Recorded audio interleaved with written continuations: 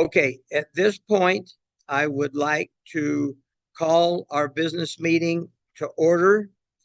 And Robert's Rules of Order will be the guide.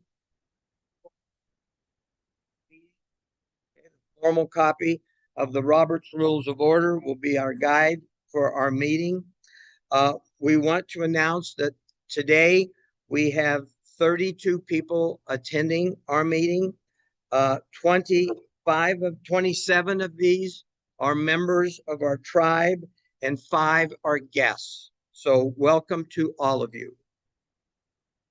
Yes, we're going to take a group picture as soon as we finish with the business meeting. So don't anybody leave before we get you in our picture, please. Okay.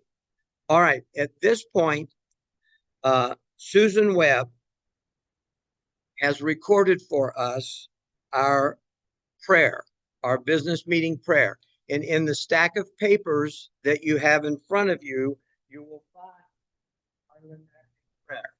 So if you want to follow along with what Susan has said, both in English and in Lenape. So if you will find this document in the stack of papers on your tables. So we at this point are going to listen to Susan Webb give us our Lenape prayer. Please follow along. Thank you, our Creator. Wanishi Kishilamiyang. Please take pity on us. Kasi Katamake Laminen. Please stand us up. Kasi Nipalinen. Thank you for watching over us today. Wanishi Kenakihinen Kishkwik. Amen. Let it be so. Nana Lekech. Thank you, Susan Webb. Okay, isn't it amazing what technology can do? She recorded this earlier in the week and sent it to Mike Weeks so that he would be able to include the prayer in our meeting. Okay, let's go on with the agenda on our meeting, and everybody should have a copy of the agenda in front of you. Okay, I would like to introduce to you, please, the members of your tribal council. Okay, again, I am Lynn David, the acting chief. Okay, Brenton Ziegler is our assistant chief and also our membership overseer. Okay, on my right, I have Joe Manili, who is one of our members, and to his right, I have Jim Harriman, who's also one of our members. Now, we are missing a couple of our members, okay? Diana Samerson, okay, just so happens that today her daughter graduates from high school. So we gave her leave of absence, okay? We gave her permission not to be here. The other person that we're missing is Mike Satterwhite, okay, who is our treasurer, and Mike Satterwhite is resigning effective today, so we have an opening for a treasurer. I also want to introduce a very key person on our tribal council, and that is Mike Weeks. Mike carries 2 hats. He is member of our tribal council, but he is also the chairperson of our technology committee. And you're going to find out as we talk more today how much this technology committee has done in the last 9 months for your organization. It's just phenomenal what's happened. And we'll talk more of that about that when we get further down the agenda. Okay, at this point, has everybody had a chance to take a look at our agenda for today? Okay, could I have a motion to accept our agenda for today, please? So moved. Okay, Jim David moves. Do I have a second? Okay, Kevin Rogers seconds. All in favor, please say aye. Okay, are there any opposed? Are there any abstentions? Okay, the agenda is approved. Thank you very much. All right, the next thing that you have in front of you are the minutes for our 2024 annual meeting. Okay. And I assume there's about 3 pages there. Everybody's had a chance to take a look at those. Could I have a motion, please, to adopt the minutes of the 2024 annual meeting of the Kansas Delaware Tribe? Jim? Oh, okay. All right. All right. Do I have a second? All right. Kevin, seconds. Okay. All in favor, please say aye. Are there any opposed? Are there any abstentions? Okay. Very good. Thank you. The minutes are accepted. Okay. Brenton, we put together for you. Try to speak loud. Currently, we have 2,000 members, with 3 new members added since April 13th council meeting. There are 315 known deceased members who have walked on. Since last month, there was 10 new non-expiring membership cards issued. Actually, 11. I issued one today. 4 members' personal information on the roll was updated. I think we've updated some more today. 56 of the Kansas Delaware also belong to the Delaware Tribe of Indians in Oklahoma and the Cherokee Nation. 51 Kansas Delaware belong to the Miami Tribe of Oklahoma. 10 of our Kansas Delaware members are also enrolled in the Cherokee Nation. 10 Kansas Delaware members are also enrolled in the Cherokee Nation who could belong to the Miami Tribe of Oklahoma. They just chosen not to do that yet. Are there any questions? All right. Thank you, Brendan. Okay. All right. The next thing that you have in front of you, and I tried to put these on each one of the tables in the order in which we would be covering them. The next thing that you have in front of you is the year-end, calendar year-end financial statement for our organization. We are a calendar year, fiscal year end. So this is the most current calendar year, fiscal year report. So in 2024, we had income of $1,416.46. We had expenses of $2,745.81. So we had a net loss of $1,329.35. So we at this point do not have a very large treasury. Okay. But we're trying to make sure that we watch our expenses so that we do not go into the red. We ended up, just so that you understand, we ended up opening our Kansas Delaware Tribe of Indians account at a bank in St. Louis called Carrollton Bank. That is a family-owned bank, a 5th-generation family-owned bank. So it's not one of these huge mega banks. It's very much a family-owned bank. It's a bank that when you walk in, people know your name. Okay, so I think that's very important. The other thing that we did that you need to know is we opened it as a money market account, which means we get a reasonable rate of interest, much more so than a checking account or a basic savings account. The other thing that your tribal council did this year is it adopted procedures for handling our tribal count, which had never existed before. So we now have dual control on our checking account. So only certain people can make deposits and only certain people can make withdrawals or write checks. So your money is much more safeguarded than it ever has been previously. Okay. All right. The next thing that I would like to cover is the winter count presentation. Now, the winter count is where we try to keep track of our members who are no longer with us. Okay. And we are making a very earnest attempt at doing a better job of keeping track of these people. Hopefully, when you click on the winter count, you'll not only see the picture, but a description of the obituary of this person. So at this point for this year, okay, we want to recognize 2 of our members who have passed away. Both of these happen to be former cousins of Mike Weeks. One is Jewel Janice Hodges Hager, born in 1950 and passed away in November of 2024 at the age of 74. Okay. Her father was Wallace Hodges. Also, we have lost David Edward Hodges, born in 1952, passed away in March of this year, March of 2025, at the age of 73. And his father was also Wallace Hodges. All right, the next thing that I would like to do is open our meeting up for what we are calling a member comment period. Now, we've never done this before, but I think that it's extremely important for our tribal members to be able to make comments about the tribe. Okay. Now, this is not intended to be a question and answer period.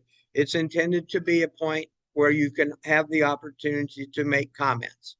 And we will limit the comments to one comment per person if you like to make it, and the comment has to be limited to 2 minutes. Okay. So, is there anyone who would like to make a comment during our public comment period? If you do, please stand, mention your name and where you're from.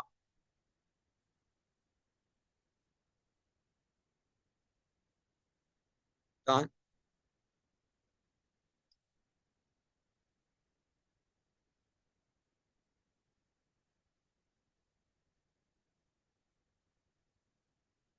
Speak up, please. Yeah.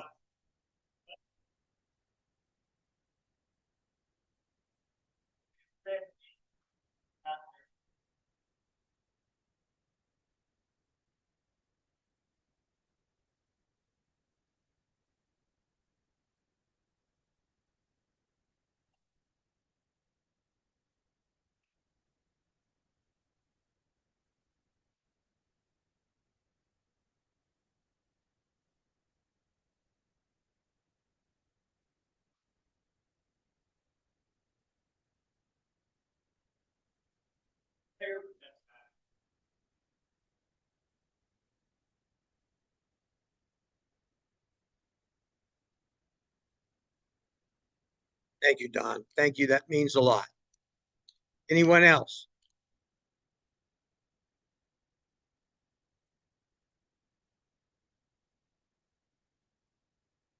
All right, we have a second to Don's comment. All right, anything else? All right, very good. Thank you. We will move on. Okay, the next thing that we have on our agenda are the scholarship awards. Okay, here again, let me inform you, if you're not aware of it, that in the last 9 months, your tribal council has redone the guidelines for the scholarships. Okay. And what we've tried to do is make them as fair as possible, as thorough as possible. The way that they're structured right now, we can give up to two $250 scholarships per year to people who are our members. Okay. They must apply, and there is a specific form for them to apply on. They must write a paper, approximately a 500-word paper, explaining about their involvement in the Kansas Delaware tribe. And this year, we had only one person who applied, and that person who applied is Camille Ziegler. Okay. And I have to tell you that all 7 members of your tribal council reviewed the paper that she submitted and reviewed her application. And the paper that she submitted was beautifully written. Okay.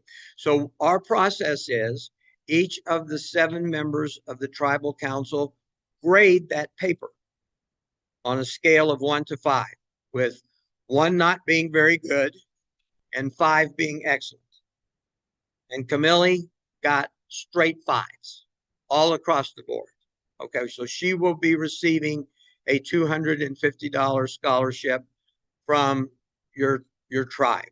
Now, the way this works is there can theoretically be 4 of these $250 scholarships that she can receive, one for each year. Okay. But each year, to renew her scholarship for the next year, she must submit 2 semesters worth of grades. And each of those semesters must include a minimum of 12 hours. Okay. And the overall grade for the year must be a minimum of a B. Okay. So, with that said, I want to inform you that we have a person who reapplied, who was given a scholarship in 2024, and that is Katie Taylor. Okay. She applied, she was given a scholarship. She submitted to us her grades for the fall semester of 2024 and for the spring semester of 2025. And here's what it showed. For the fall semester of 2024, she had 13 hours of credit of classes that she took. In those 13 hours, she had an average grade point average of 3.77 on a scale of 1 to 4. In her spring semester of 2025, she took 14 hours of credits. She had an average of a 2.78 grade point average. So overall for the year, her grade point average was 3.26. It needed to be at least a 3, which was a B. So she deserves to have a $250 scholarship for the calendar year 2025-26. So for her next year's worth of college credits. That's the way we do it now. Much, much more structured than it's ever been. Thank you. Thank you very much. Okay. The next thing that we have on our agenda is the awarding of our honored veteran. Okay. Howard E. South Jr. is a descendant of Betsy Ziegler. Howard received his bachelor's degree and master's degree in art education from Pittsburgh Teachers College, which is now Pittsburgh State University at Pittsburgh, Kansas. He retired as head of the Fine Arts Department of Carthage Senior High School in 1999 after 28 years of teaching. While attending college, he participated in the Army Reserves, in the infantry for 2 years.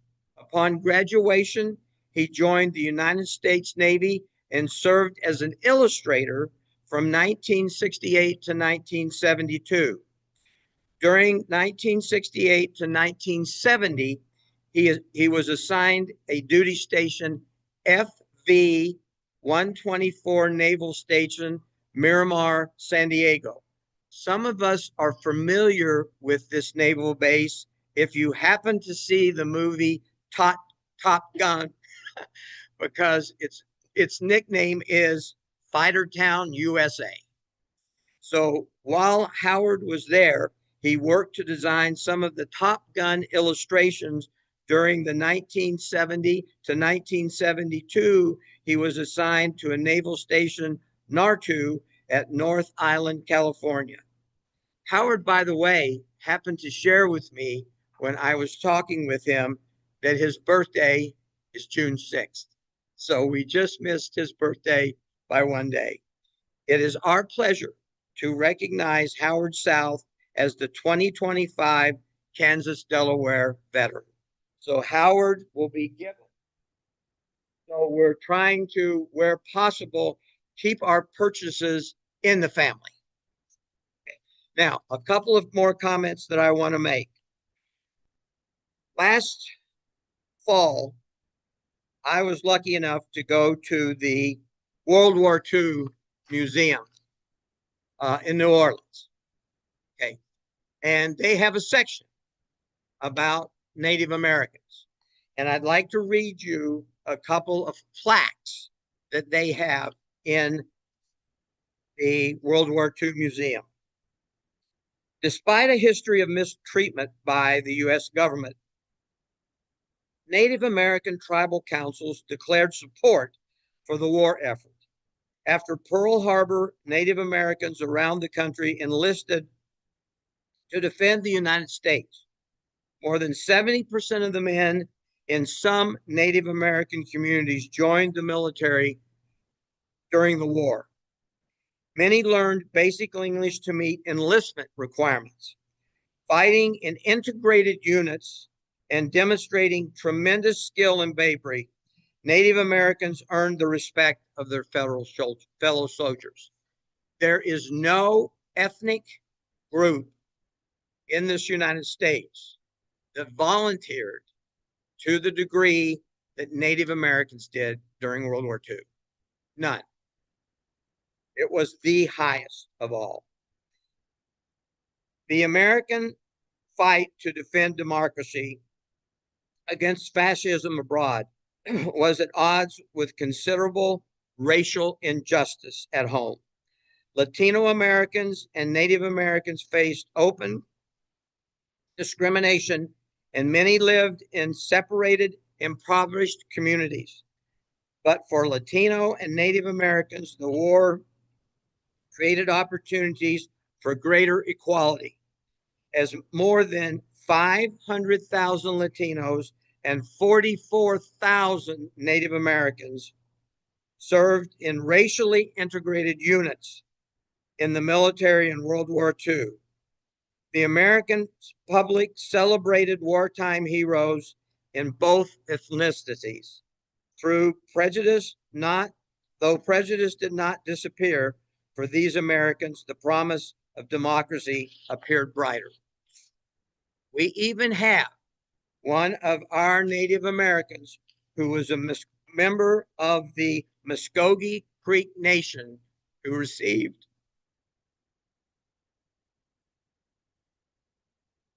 the Medal of Honor. So it's important. Okay. The next thing that I'd like to bring you up to date on is our honored elder.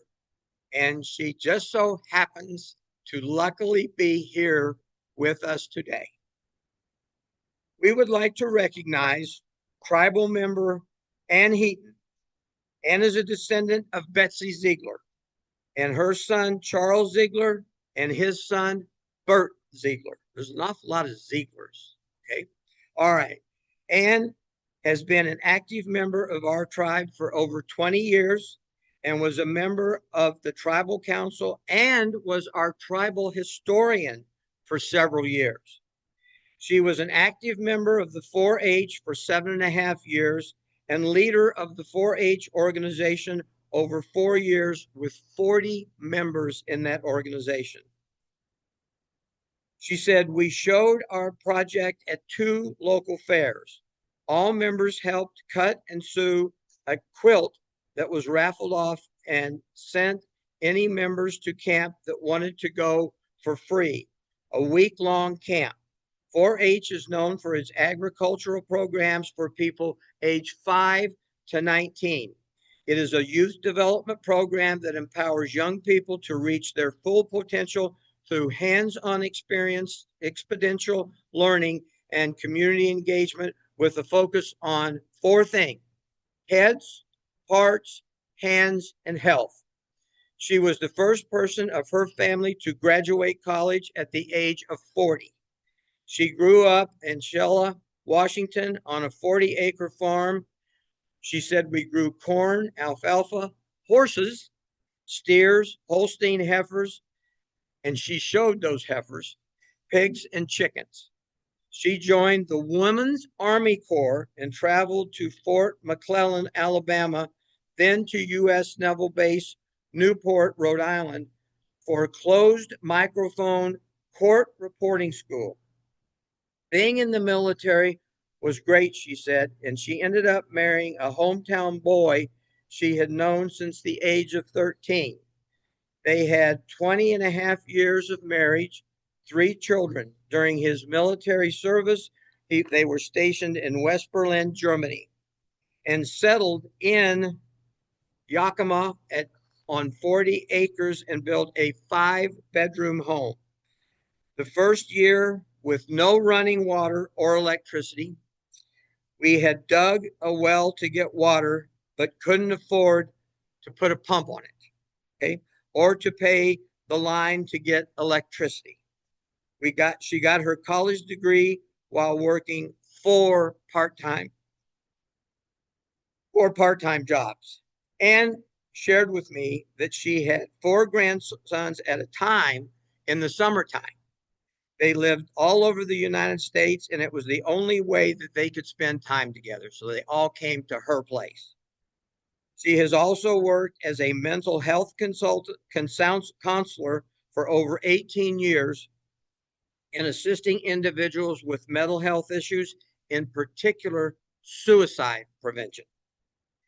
She is semi-retired, still working at the ticket counter at the local fair, and rings the bell for the Salvation Army at Christmas time, a member of the Honor Guard representing AMVETS, member of the VFW Auxiliary, and member of the Duchesne American Society of Spokane, Washington, and member of the Trinity Lutheran Church in Walla Walla.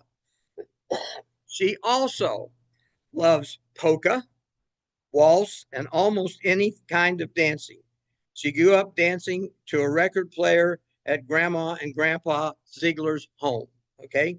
After church, a big dinner of fried chicken at their home. All cousins, aunts, and uncles, everyone danced.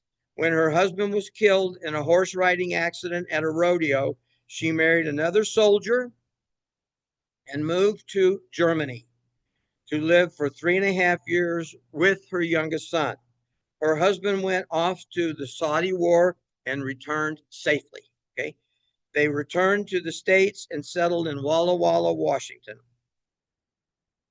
It is our pleasure to recognize Ann Heaton as the 2025 Kansas Delaware Honored Elder. Okay. And this is, again, a Teton blanket. Okay, come over here. This is a Teton blanket that the Kansas Delaware tribe would like to award you for our 2025 Honored Elder. No, she carried over the wrong. Yes, there we go. Okay, and she even knows how to properly wear it. Congratulations, Ann.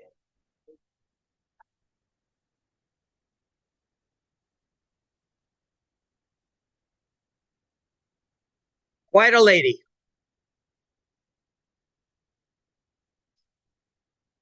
Okay, now the next thing on our agenda, I'd like to talk with you a little bit about the Grinter Chapel.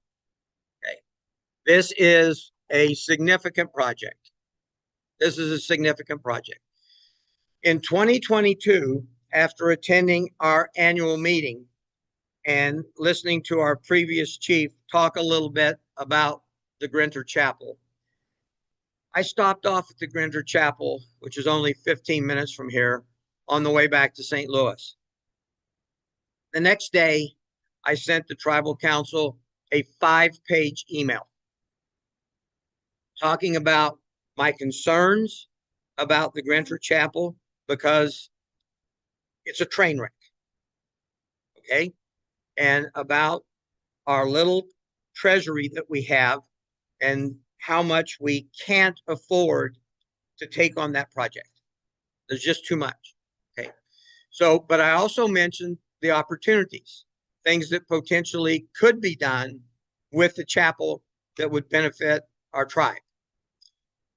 So in 2023, at this meeting, our previous chief gave me responsibility for taking the ball and running with it, having to do with the chapel. So in 2024, a gentleman by the name of Scott Brewer, who is the key person within the Central Methodist Church, okay, which controls both Kansas and Nebraska, we had a meeting with them. Some of our tribal members went over and actually spent time looking at the chapel. We got to go in it, to go into the basement of it and look at it. What happened was the very last day that there was a service in that chapel was April 25th, 2021. And it was published in several of the Kansas City newspapers that the Methodist Church is closing this church. I have researched and looked at the documents when Annie and Moses Grinter in 1870 gave the chapel to the Methodist Episcopal Church. And it says very clearly in there, this church is being given to respect God. It's being given as a place to hold religious activities. Looking at that charter, that transfer of deed, what that basically says is on April 26th of 2021, they should have given us the chapel back because they closed it as a functioning church. But unfortunately, that didn't happen. In the fall of 2021, a maintenance person for the Central Methodist Church went in and turned the heat off. 3 furnaces went in and turned the heat off. The winter of 2021, 2022, a pipe burst in a second floor bathroom. When somebody finally decided to go into the chapel in the spring of 2022, 4 feet of water in the basement. Because of the fact that a member of the Central Methodist Church turned the heat off, the insurance company denied the claim so that the insurance company would pay nothing. The church paid ServPro $25,000 out of their own money to go in and clean it up, to take out 4 feet of drywall, to air it out, to try to take as much of the black mold out as they possibly could. That's the last time in 4 years that anything has been done to that chapel. So right now, there's tremendous work that needs to be done to make it, we're using the term safe and usable. Okay. I've had a contractor that specializes on working on historic buildings go in and look at it. And he also brought a partner in that also deals in similar buildings. Their estimate is $1.2 million to make it safe and usable. How much did our financial statement say we have? About $2,000. But I will share with you that Scott Brewer has turned out to be a prince to work with. He is doing everything possible to work with us, to try to help us. Okay? He knows the circumstances that we're in. Yes, we have 1,685 living members, but we have a $2,000 treasury. That won't pay the utilities for a month, okay, even if it's fixed up. So Scott and I spoke, and we've been speaking probably every 2 to 3 months. And he is working with his board, okay, and the chairman of his board. Their office is in Topeka, okay, and he's also working with his bishop. And I've given you some information about a gentleman by the name of Bishop David Wilson. Okay. We are so lucky of this region. Let me read you just a little bit about Reverend David M. Wilson. He has served as the resident bishop of the Great Plains Conference of the United Methodist Church since January 1st, 2023. He was elected to Episcopal office November 2nd, 2022 on a historical vote by the South Central Judicians graduate when Bishop Wilson was one of 3 people elected on the first and only ballot needed to fill the bishop vacancies. Bishop Wilson is a member of the Choctaw Nation of Oklahoma and holds the distinction of being the first Native American elected to serve as a bishop in the United Methodist Church. So I am sure that we probably have somebody on our side, okay? Because he is a full-blooded Native American Indian, and he is the person, the bishop for this region. So anyway, Scott Brewer is being excellent to work with. He understands we have a $2,000 treasury. He understands we can't take a debt of $1.2 million to repair that church. But he has an idea that he is working on where there is a chance, okay, and this all still has to go through his bishop and through his board. There is a chance that the church, the Methodist Church, will pay 100% of the cost to repair Grinter Chapel, because they are going to use it for their purposes. But he was very clear when we spoke by telephone 4 weeks ago that he wants our involvement in the refurbishment of that church, because he wants us to be able to use it as members of the Kansas Delaware Tribe of Indians. Now, I mentioned to him, I said, well, Mr. Brewer, one of the reasons that we're interested is if we were to acquire title to the property, title to the chapel, that would make the Kansas Delaware Tribe of Indians a land-based tribe, which is very important. Very important. And so I said, is there a way that we could carve out an office in the building and own that portion of the building? He said, no. He said, when we get it all cleaned up, we'll just deed it to you. And we'll do a 99-year lease back. He said, don't worry about it. The attorneys take care of that. So do you hear the opportunity that we potentially have? We would do a lease with them, and I don't know how much it might be, $100 a month or something, because you got to remember, it's going to be what's called a triple net lease, which means they pay the taxes, they pay the insurance, and they give us a small amount each month. But we would have a tiny bit of income, but no expenses. And we would be a land-based tribe. Very, very important. So there's still a huge amount of work that has to be done. Huge amount of work that has to be done to make this happen. But we're starting. We have an appointment on June 17th at the chapel.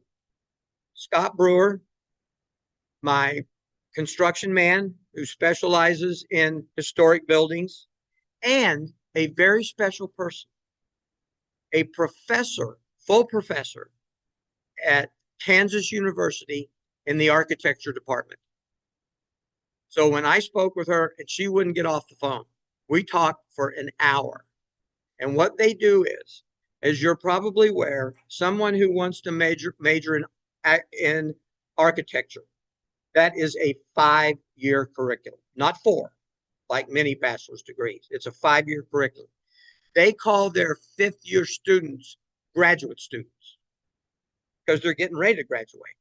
In addition, they take on about a half a dozen PhD architecture students every year. And she said, Lynn, I'll come over and meet with you all. But what my idea is, in July and August, I'll figure out which one of these ladies or gentlemen will be assigned the Grinter Chapel project. And guess what we pay? I've got it in some of the papers. She asked what the address was for the chapel. I'll get it for you when we take our lunch break. It's on Schwartz Road. Swartz Road. Okay. But so we have an opportunity, good people, to get in there, work on this project, get it designed in such a way that we can use it for our annual meeting. Okay.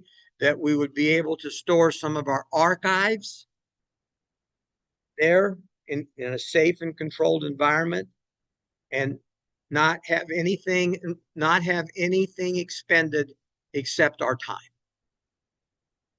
So guess what Len David's going to be doing for the next 12 months, at least. Okay. We'll be working on trying to do this. Now, let me speak just for a minute about the cemetery. Okay. We, the Kansas Delaware Tribe of Indians, don't really want the cemetery. Okay. I mean, our ancestors are buried there. We want it maintained, but we don't want to maintain it. We don't have to own that acre of ground. Okay. I am working with the Wyandotte County. They already manage 20 abandoned cemeteries. Let's make it 21. Okay. So we just basically tell them, not our responsibility anymore. Did you want it? And we will work with them to take responsibility. Right now, today, every time that 1 acre is mowed and trimmed, $250. Our kitty would be gone in 8 mowings. Okay. But we're hopeful that Wyandotte County will take that. They'll maintain it beautifully. Okay. And our ancestors will be duly recognized. So that tells you what's going on. There's a huge amount of work to be done. But I'll even tell you one more thing. The lady that's the professor, she said, well, is the property a historic landmark? And I said, no. She said, it will be. We'll take care of that. So, I mean, it's just like,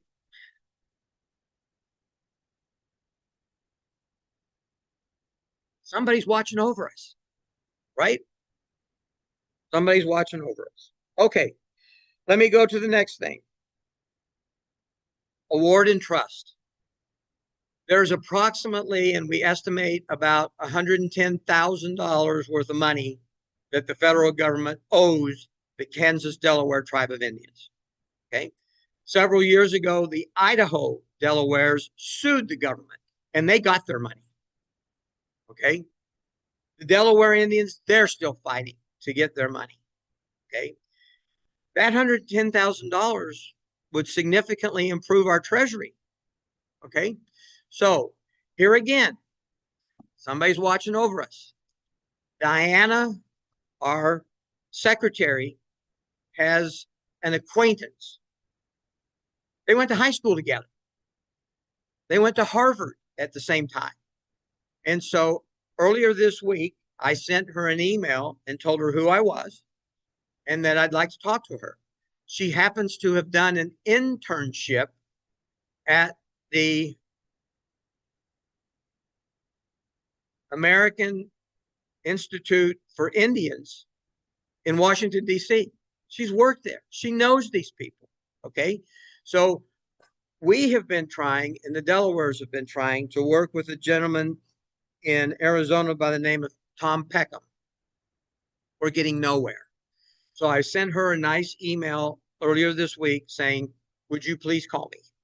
I want to see if there's any way that you can help us get our award and trust funds. And of course, one of the first things that I'm going to tell her when she calls me is, we can't pay you. Now, it could be that there would be an agreement like she gets 10%, 15% of any of the money she gets for it. I'm willing to do that because right now we have nothing. Okay. But here we're going to have to wait until fall. She's on maternity leave. But she also is a full-blooded Indian.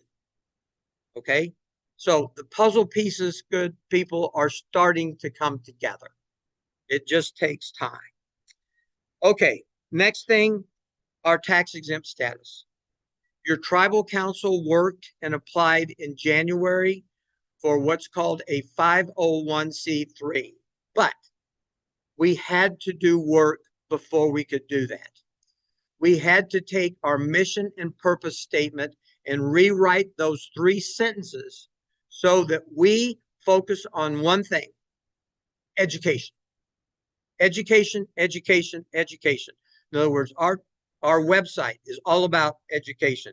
We've put so many new things on our website that researchers and tribal members and the public can go in and learn about the Kansas Delaware Tribe of Indians. So we had to do that. We had to recast that. So we had to have that as part of our filing when we filed the 501c3, because there are a lot of 501cs, but in many cases, if you don't get the 3, it's not tax deductible. So what I'm telling you right now, whether you want to give your tribe $10, $100, or $1,000, it's totally legitimately tax deductible on your personal tax return. It wasn't until now, but it is now. Okay, let's talk about contributions. In the last 9 months, we have gotten several contributions. And Don, I think it's partially and hopefully because of what you said. We have become totally transparent. Everything that your tribal council is doing, we are telling tribal members about. Okay, so that you know what's going on. And so I think some people have said, wow, this is really kind of neat that we know what our tribal council is doing. And they've started writing us checks, making contributions through Venmo, however they want to do it. Okay. I want to inform all of you who are here today in person and all of you who are participating by Zoom that I'm going to make a personal commitment. I'm going to make a very strong personal commitment because we can't do much with a $2,000 treasury. For every dollar that is donated during the year 2025 to the Kansas Delaware Tribe of Indians, I will do matching up to $5,000 for this year. So I'm serious about this. So if you give 100, I'll add 100 to it. And hopefully this year we will increase our treasury by $10,000 because we need some working capital, some working expense. So I'm making that commitment to the tribe. Okay, let me bring you up to date on what your tribal council has done. And you don't have this in front of you. I want to bring you up to date on what your tribal council has done over the last 9 months.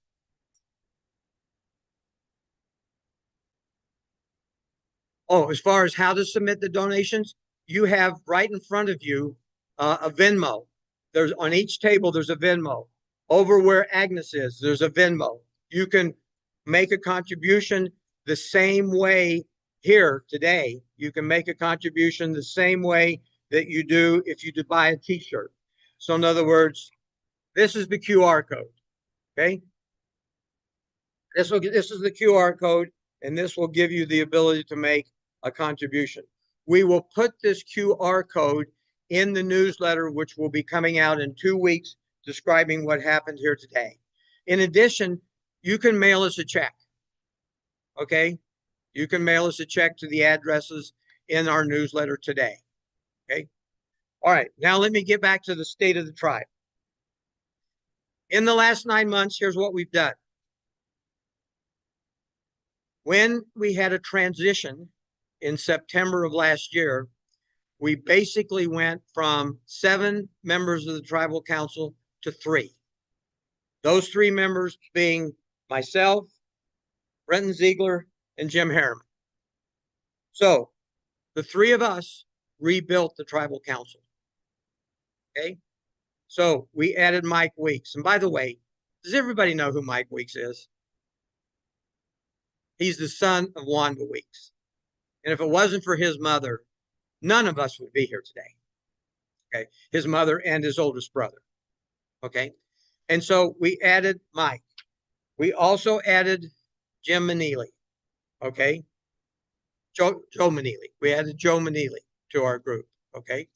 So, and then we also added Mike Satterwhite. And as I said, Mike Satterwhite is unfortunately not going to continue to remain as treasurer. And then we also added Diana Samarson. Okay. And she became very quickly our secretary. So you have a core of 6 people today, and we hope to have a new treasurer soon. But you've got a core of 6 people that have been putting in blood, sweat, and tears for 9 months. Okay, what are some of the other things they've done? We have updated our tribe's articles of organization. We have to have this. This is a legal document that we have to have. We've updated, as I said, our tribe's mission statement to focus on education. We prepared annual financials for 22, 23, and 24. We received approval for the 501c3. We filed the first income tax return that your tribe has ever filed. It's called a Form 990, and it was filed for 2024. We implemented timely updating of our members' status information, which Brenton now has charge of. We enhanced our scholarship program. We created an educational scholarship donation program, which was in our January newsletter, and we'll put it in this one again, that if you want to make your donation and specifically put it towards scholarship funds, you can do that. We received a $200 scholarship from one of our members by the name of Ross Tooney. We received a $600 donation to our general fund. Dean, raise your hand. Where are you? Dean? Okay. Dean donated $600, which is going to pay for our entire meal today. Okay. We received a $450 award for the people that I asked to come in and do the official building inspection. And when they did, they found out there's asbestos in the building. And I talked with them and told them about our financial situation and that we are going to, in the Grinter Chapel, create a wall of honor for everybody who has given funds to help us with the Grinter Chapel. Okay. They waived their $450 fee that they were going to charge. We have created a very skilled and dynamic technology committee. We've enhanced our new website. We enhanced our current website, and on Thursday of this week, we launched our new website. Chairman of the technology committee. And look at the back of the room. Christine Strasburg is unbelievable. And the person who's not here, who's not a member of our tribe, but happens to be Diana's partner, is Tanish Gard. So while Mike is working on the old website and keeping it up to date, and while Christine is providing unbelievable guidance on things that we didn't even think about because she's built websites, Tanish is the one who is designing the new website. Okay, something that none of us had the skills to do.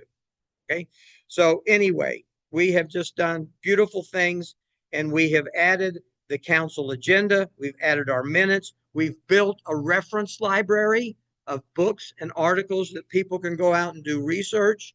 We've created a website for our past honored elders and our past honored veterans. We have added the winter count to our website, and we've enhanced the names and obituaries.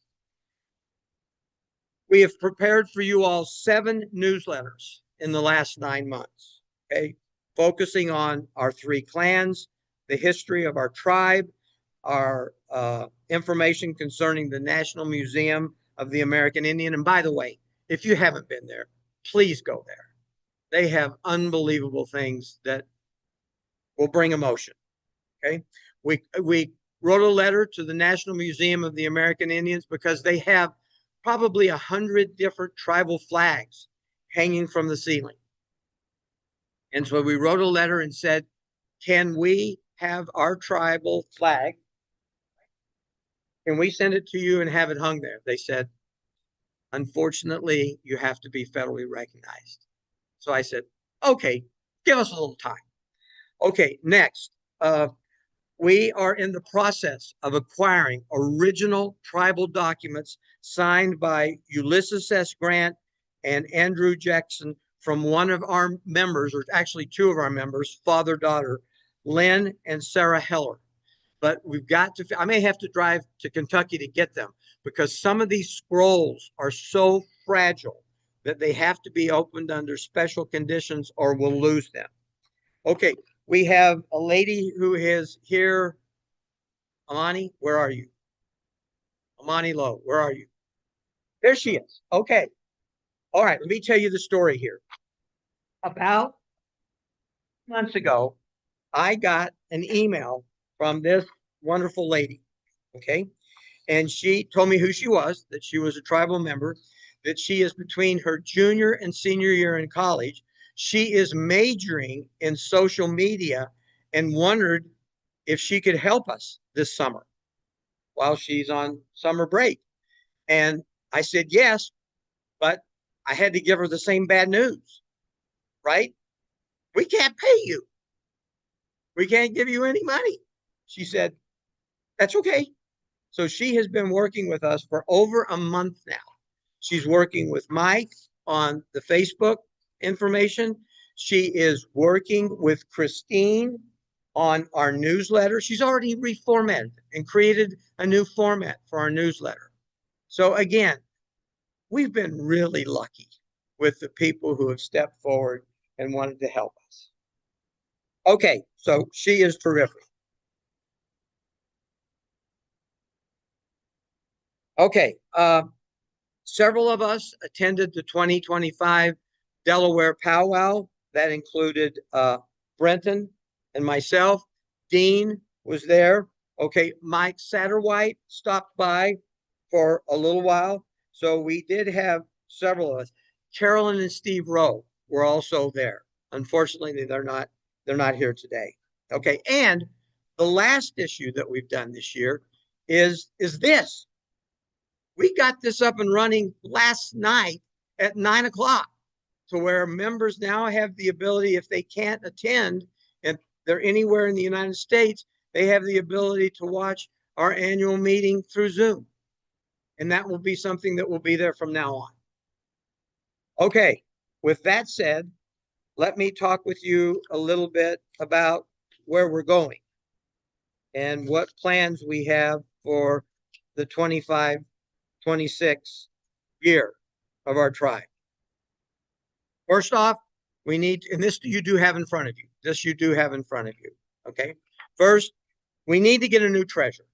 And if anybody here or anybody that's watching by Zoom would like to apply, please contact me. Please send me an email. The time involved with the treasurer's responsibility, and I'm not exaggerating, is approximately 1 hour a month. 1 hour a month. Now, you do have to look at a lot of emails that you get from me and respond to them. Mike's giggling. You know, you have to realize I probably send out to the tribal council 10 to 15 emails a week telling them what we're doing and asking for their input and asking for their affirmation to make sure that we're doing it the right way. So yes, that's part of it. Okay. All right. Next thing we're going to do is we're going to adopt a tribal constitution. The tribal council has already reviewed it. The tribal council has already approved it, but you have to look at it. Our members have to look at it. So sometime this summer, it's going to be attached to a newsletter that we send you because we want your input. We do not do things like this that are significant without the membership seeing it and being a part of the decision making. The same thing on our tribal trust board. We don't have one. If we get this $110,000 or 85% of it, if the attorney keeps 15%, we have to have a separate account. We have to have a separate set of people that oversee this out and apart from the tribal council. Now, there may be tribal council members on the trust board, but this is a separate legal entity. And so we've also done a draft of it. Your tribal council has also approved the draft, but the membership has to approve it.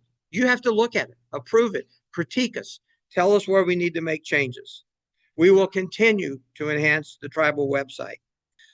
We will continue to expand our social media presence. with the assistance of Amini. Okay, continue to enhance our communication with our tribal members. The plan of the tribal council is to continue to do monthly newsletters. We've got a lot going on, and you need to be a part of it, and you need to make decisions with us. We want to continue to encourage your involvement. It's essential, okay? And I think Amani is one of the people that would tell you, how enthused are you about your tribe as opposed to what you were before 30 days ago? A lot more. The more you get involved, the more you will love what you're doing, and you will appreciate your organization that you belong to. Okay. We will attempt to resolve the ward and trust issue. We'll encourage participations for possible legal fees. We will begin to apply for grants and other fundraising opportunities. The fact that we are now a 501c3 opens doors that were not previously open for grants. So we need to find somebody in the tribe that knows how to write grants, because I assure you, none of your members of your tribal council know how to do this. So we need to have some help with this. We will continue to work on the Grinter Chapel project. One of the things that I'm going to bring up, okay, and I know with some of you, this may be a delicate issue, but we will make the decision based upon what the tribe wants to do. When you look at our tribal seal, there is something missing that is on the Delaware tribal seal. Do any of you know what it is? The Christian cross. There is no Christian cross on the Kansas-Delaware tribal seal. Some of us think that that has to be given significant consideration to modify slightly our tribal seal to include the Christian cross. But it's going to require the vote of the tribe to make that change. Amani is going to work with us at looking at some potential minor redesigns. But again, the tribal council will not make this decision. This decision will be made by the members of the tribe. And then the next one is, the very last one on my sheet is, evaluate the possibility of applying for federal recognition. Okay? It's a process. I mean, but it's a very disciplined process that's operated by an organization in Washington, D.C. I mean, there's 7 main criteria that you have to meet. I feel at this point right now that we fully meet at least 5 of those and partially meet the other 2.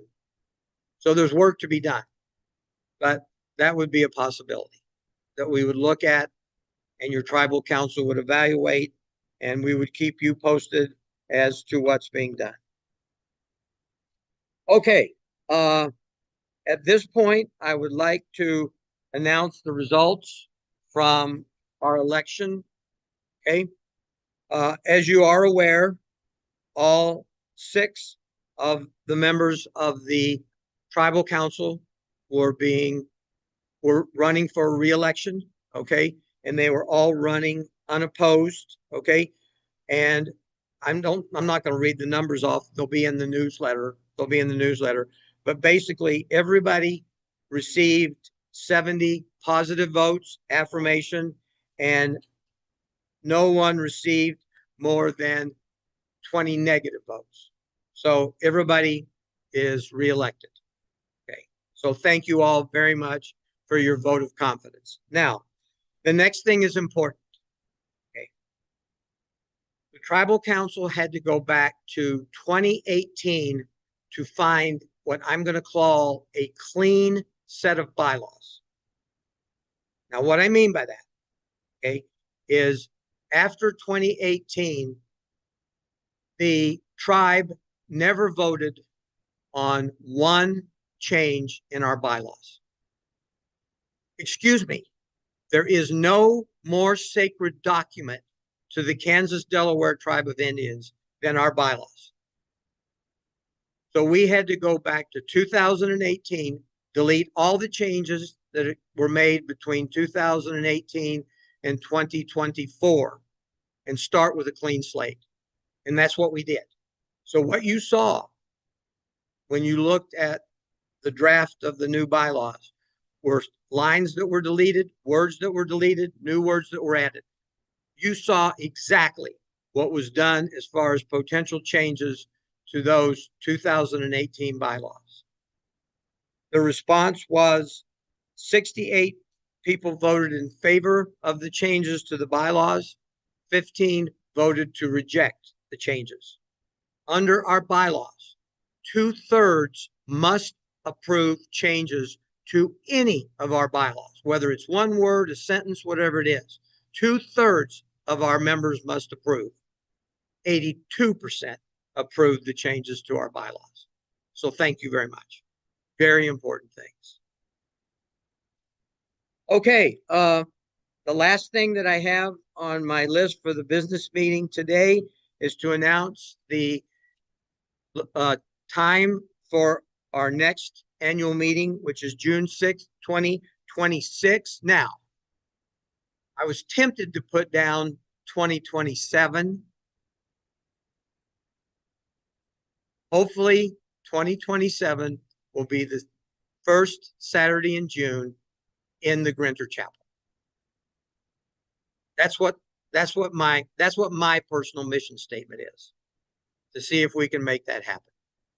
Okay, but for right now, we just have to go with June 6th, 2026, and back at this location. Okay, may I have a motion to, Mike? Okay, Mike wants to say something. Okay. Like Lynn said, we've redesigned the webpage. We've redesigned the webpage completely. It's all online, we're ready to go. We've updated the winter count. If you have anybody who's passed away in, say, the past 20 years and they're not on there, send us an email to the tribal we've got a new tribal webpage or email address. Kansas Delaware Tribe of Indians @gmail.com. We also have an Instagram page, Kansas Delaware Tribe of Indians at Instagram. So join those, follow those if you're on Instagram. Or we have a new Facebook page also, Kansas Delaware Tribe of Indians. Contact us, email us, get on Instagram, contact us, get on Facebook, contact us, send us any information you have about anybody who's passed away in the past 20 years. Give us pictures, information, anything you want published, any information you have, you want the rest of the tribe to know, tell us, let us contact us, talk to us. Before we adjourn, I'd like to do one more thing. I'd like to have a round of applause for your tribal council.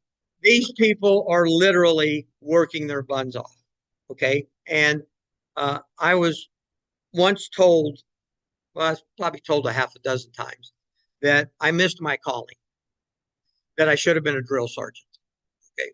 But I can tell you what, with troops like this, you don't have to get rowdy. You don't have to get the stick out or anything. All you have to do is send them an email and ask them to do something, and it happens. It's a great group of people. All right, at this point, may I get a motion to adjourn? And we're looking at 11:24. Let's please adjourn. Do I have a motion? Okay, and a second. Okay, Don seconded. All in favor, say aye. Any opposed? Any abstentions? Okay, we are adjourned.